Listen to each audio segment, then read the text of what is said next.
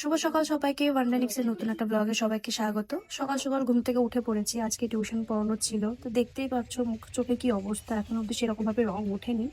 তো আস্তে আস্তে রংগুলো উঠে যাবে। তো এখানে টিউশন পড়ানোর জন্য বেরিয়ে পড়েছি। তো দেখতেই পাচ্ছ এখানে রাস্তায় যে কুকুরগুলো বসেছিল সেগুলো আমাদের বাড়ির সামনে থাকে। তারপরে পড়াতে চলে এসেছি, পড়ানো হয়ে গেছিল। বাড়ি এসে দেখি বোন এখানে খেতে বসেছে। এখানে ব্রেডটা ও দেখতেই পাচ্ছ বাটার দিয়ে টোস্ট করে খাচ্ছিল। আর এইদিকে মা পুজো করছিল, মা কত ভালোভাবে এখানে পুজো করেছে। আর সামনে আমাদের বাড়িতে পুজো আছে, তো খুব তাড়াতাড়ি তোমাদের ওই ব্লগগুলো দেখাবো। আর মা বললো একটুখানি সাবুর পাঁপড় বানাবো, ওই জন্য দেখতে পাচ্ছ সাবুর পাঁপড় বানিয়ে নিয়েছে।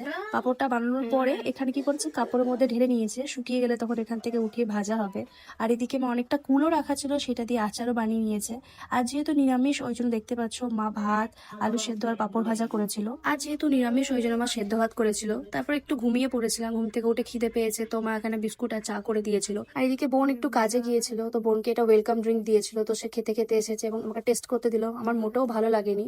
তো তারপরে মা বললো কি খাবি বল, একটু স্ন্যাক্স করে দিচ্ছি। তো ওই জন্য দেখতে পাচ্ছ এখানে মা আলুর পকোড়া করে দিয়েছিল, তো সেটা খেয়েছিলাম। ভিডিওটা আমি এখানেই এন্ড করেছিলাম, কারণ একটু ব্যস্ত ছিলাম ওই জন্য কন্টিনিউ করতে পারিনি।